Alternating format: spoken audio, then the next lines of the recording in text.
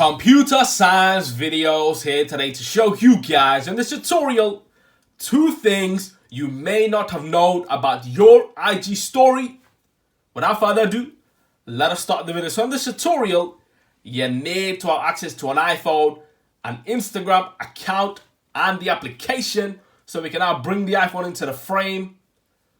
Go to Instagram, click on the application. Make sure you sign into the account, go to your profile, and then post a story. If you haven't, go to the previous tutorials and videos to see how that is done. Once you do that, come back to the tutorial, click on IG story. 2 things you may not have known. Click on the video, hold down, and now we can see the video for longer than 15 seconds if required to. Once we release the thumb, it goes to the next photo story, or you just timed out of 15 seconds.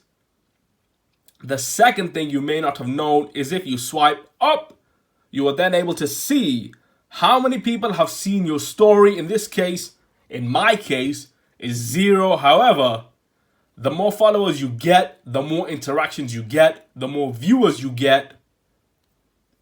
1, 2, hold down, pause to see the story, the photos.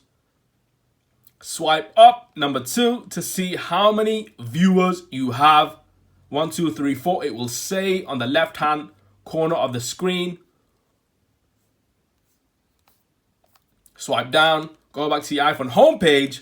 That's it for this video. I'll see you guys in my next tutorial. Thanks for now.